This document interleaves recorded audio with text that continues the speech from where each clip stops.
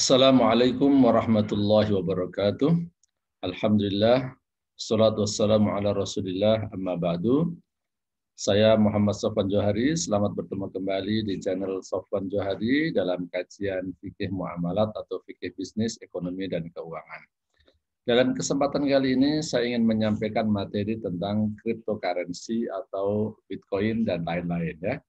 Yang pertama, saya ingin sampaikan bahwasannya Bitcoin itu hanya salah satu nama dari cryptocurrency ya. Jadi cryptocurrency itu banyak sekali. Saya tampilkan coba nama-nama cryptocurrency yang sekarang ini ada ya. Di sini bisa kita lihat ada namanya Bitcoin, ada Polygon, ada Holo, ada Dogecoin, ada Tron, ada USD Coin, ada UMA Coin ya. Saya tampilkan sebagian saja, ada Miracoin. Ini adalah sebagian nama-nama cryptocurrency. Nah, cryptocurrency itu kalau diterjemahin mata uang ya. Kripto ya kripto. Jadi mata uang tapi dalam bentuk kripto, mata uang digital. Nah, bagaimana tinjauan syariah Islam mengenai cryptocurrency ini?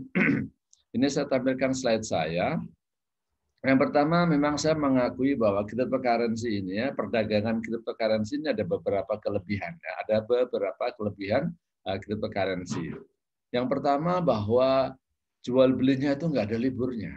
Ya, 24 jam, 7 hari, berapa setahun? 365 atau 366 hari itu ada terus ya.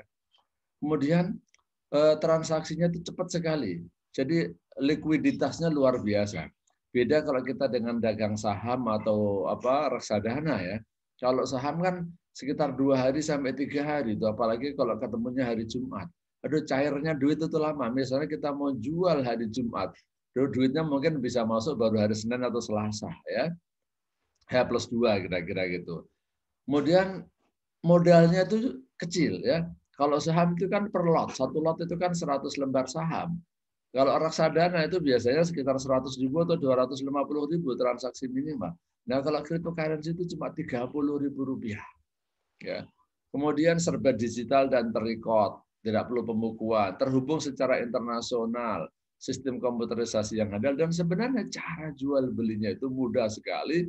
Ya, kalau mau saya ajarin dalam satu pertemuan, tapi di kelas saya bukan online, kayak langsung bisa itu orang. Jadi mudah. Inilah di antara kelebihan-kelebihan trading atau jual beli cryptocurrency saat ini. Ya, jadi kita akuin dulu kelebihannya. Nah, sekarang bagaimana tinjauan syariah? Tinjauan syariah ini setidaknya ada 4 problem ya menurut saya ya. Ada 4 problem yang harus dipecahkan. Saya sering mengatakan al-aslu fil muamalat al-ibahah. Pada dasarnya itu mubah, kecuali ada hal-hal yang diharamkan oleh syariat. Nah, kalau saya analisa gitu, setidaknya ada 4 problem dalam trading cryptocurrency. Yang satu adalah kedudukannya.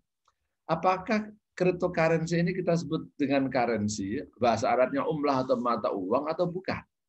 Kalau ini disebut dengan mata uang, ya nyatanya sampai saat ini belum bisa digunakan untuk transaksi. Belum ada negara pemerintahan secara resmi yang mengakui cryptocurrency bisa dijadikan sebagai alat pembayaran. Termasuk di Indonesia, ya, cryptocurrency ini tidak diakui sebagai mata uang, sehingga transaksi cryptocurrency ini tidak di bawah pengawasan OJK atau Bank Indonesia, tetapi di bawah pengawasan Bapepti. Ya. Kalau mau disebut dengan umlah mata uang currency, mestinya dia bisa digunakan untuk transaksi. Memang ada upaya-upaya dari para pelaku ya, atau mungkin yang menerbitkan cryptocurrency ini, bagaimana supaya ini bisa digunakan untuk transaksi beneran, tapi sifatnya hanya komunitas tertentu dan belum menjadi keputusan sebuah negara atau pemerintahan. Ya.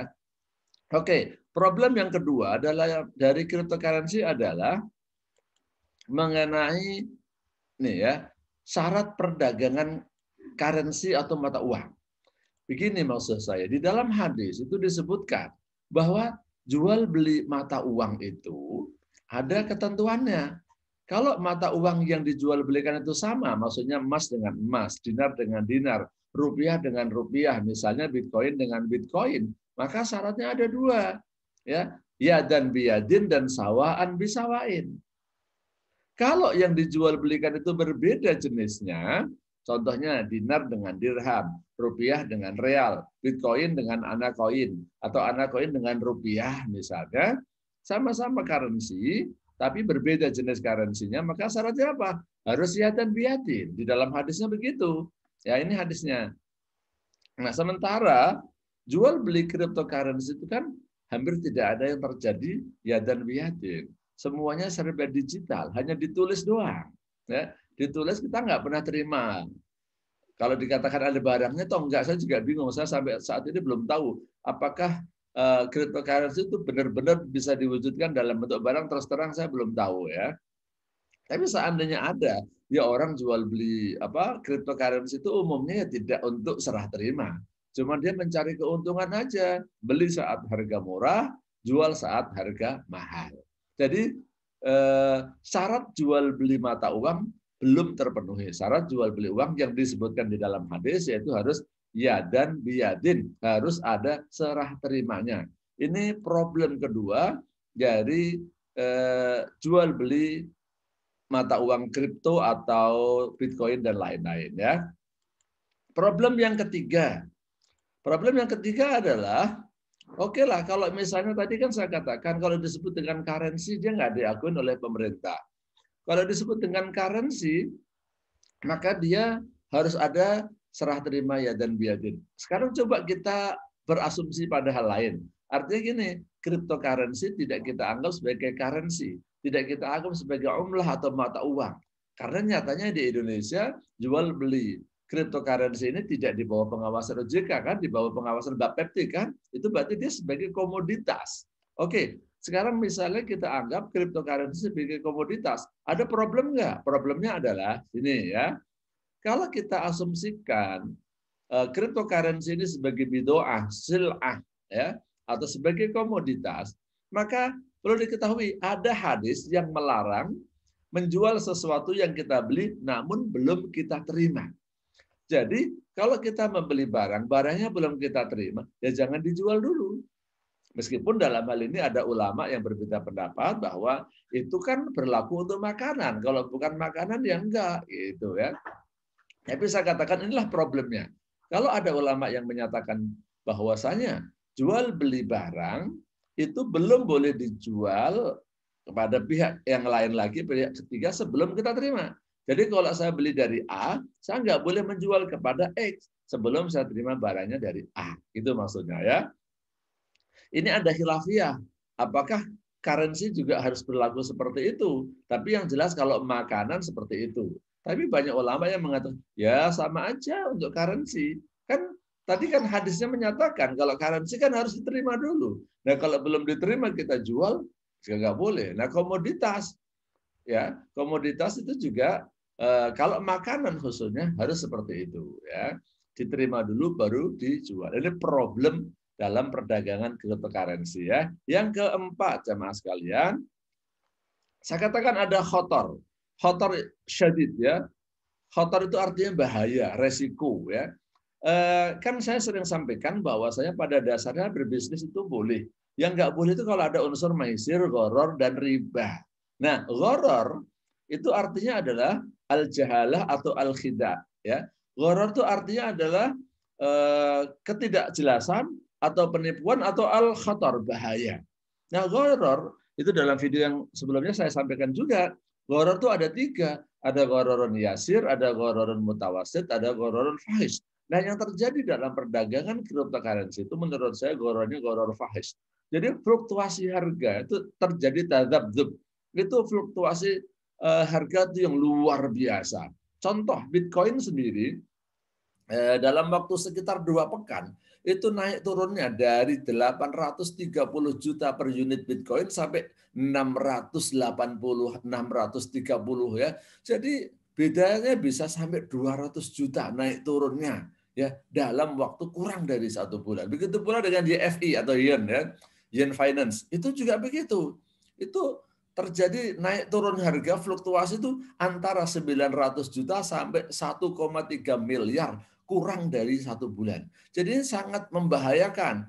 Ya, jadi kalau orang masuk pas harga tinggi, turun, waduh, sampai 400 juta per unit, gimana itu hanya hitungan hari saja, nggak sampai bulan. Ya.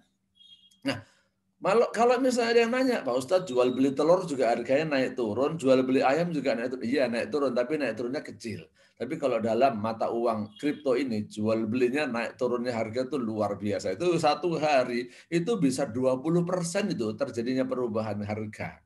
Nah, maka ini mengandung khotor bagi pelaku, bagi orangnya. Jangan sampai nanti dia itu hidupnya hanya mantengin layar terus, mantengin HP-nya terus, memonitor harga. Kenapa? Karena perubahan harga itu cepat sekali dalam jumlah yang sangat besar. Nah, inilah setidaknya saya katakan ada 4 problem dalam cryptocurrency. Nah, para pemirsa sekalian, tapi kan tadi saya sampaikan ya, memang ini ada kelebihannya ya dalam jual beli cryptocurrency. Dan saya juga sering mengatakan bahwa pada dasarnya berbisnis itu mubah. Nah, saya sering mengatakan juga bahwa kalau kita kajian hendaknya kita mencari solusi. Nah, sekarang ini ya kayaknya para ulama juga sedang mencari solusi gimana ini ya supaya jual beli cryptocurrency ini bisa menjadi halal. Syariah compliant sesuai dengan syariah. Saat ini sih Allah alam menurut saya karena ada 4 problem tadi belum sesuai dengan syariah. Kita berharap mudah-mudahan ke depan cryptocurrency bisa didesain, bisa dimodif sedemikian rupa sehingga dia bisa merupakan trading jual beli yang sesuai dengan syariah. Misalnya apa? Ini hanya ide dari saya ya. Misalnya ini kira-kira cryptocurrency itu bisa sesuai dengan syariah kalau satu di antara caranya jika dijadikan sebagai alat tukar resmi oleh satu atau oleh banyak negara. Misalnya negara kita Indonesia meresmikan misalnya bahwa alat pembayaran kita di Indonesia bisa menggunakan Ana Coin, atau bisa menggunakan Uni Coin. Kan ada mirip-miripnya dengan bahasa di Indonesia kan. Uni itu kan bahasa Padang, kan? Ana itu bahasa Betawi dari Arab memang ya. Atau ada Uma Coin misalnya. Kalau misalnya Ana Coin, Uma Coin atau Uni Coin ini bisa diakui sebagai alat tukar resmi oleh negara Indonesia. Ini ada kemungkinan ini bisa menjadi sesuatu yang sesuai dengan syariah. Yang kedua, kalau misalnya setiap cryptocurrency itu ada underlying-nya. Jadi kita jadikan cryptocurrency ini sebagai semacam surat berharga, entah gimana caranya ya. Jadi didesain sedemikian rupa menjadi seperti surat berharga atau uang kertas. Seperti obligasi atau yang syariah namanya sukuk, gitu kan. Jadi setiap penerbitan itu misalnya dijamin dengan emas atau dijamin dengan gedung. Gedungnya ini nah seakan-akan kalau kita beli cryptocurrency ini sama dengan kita beli gedung, gedungnya disewakan. Modelnya sukuk kan begitu obligasi syariah ya. Yang ketiga, cryptocurrency ini perlu didesain adanya kemungkinan serah terima fisik. Ya, jadi setiap koin itu hendaknya dibuat fisiknya entah gimana, dibuat yang berharga sehingga kalau ada orang mau serah terima bisa dilakukan serah terima. Kalau nggak bisa serah terima sama sekali, ini yang kita bingung. Seperti saham. Saham itu kan pada saat ini zamannya dicatat secara elektronik, tapi catatan-catatan itu juga disimpan di KSEI ya, Kustodian Sentra Efek Indonesia. Kalau ada orang yang kepingin mendapatkan catatannya, surat sahamnya itu bisa kita datang ke KSEI. Nah, jadi ini di antara upaya-upaya mudah-mudahan ke depan ya, karena jual beli mata uang kripto ini memang ada kelebihan-kelebihan yang seperti saya jelaskan pada bagian awal tadi, kayaknya perlu ada upaya-upaya. Mudah-mudahan ke depan bisa, tapi untuk sementara saat ini menurut saya kok belum sesuai dengan syariah, belum halal. Kalau misalnya ada di antara kita yang mendapatkan keuntungan dari jual beli cryptocurrency, maka keuntungannya ya sebagai dana TBDSP, dana yang tidak bisa diakui sebagai pendapatan, mirip dengan uang riba. Ya, uang bunga itu gimana? Ya jangan digunakan untuk kebutuhan kita sendiri, dibersihkan untuk kebutuhan sosial, kebutuhan publik. Demikian kajian singkat tentang cryptocurrency dalam channel Sofwan Johari. Mudah-mudahan bermanfaat dan mungkin kalau mau kajian lebih dalam ya kita perlu kajian offline ya. Video ini hanya sebagai trailer, sebagai pelajaran yang singkat dan mudah-mudahan bermanfaat. Kurang lebihnya saya mohon maaf. Wallahu a'lam bishawab. Wassalamualaikum warahmatullahi wabarakatuh.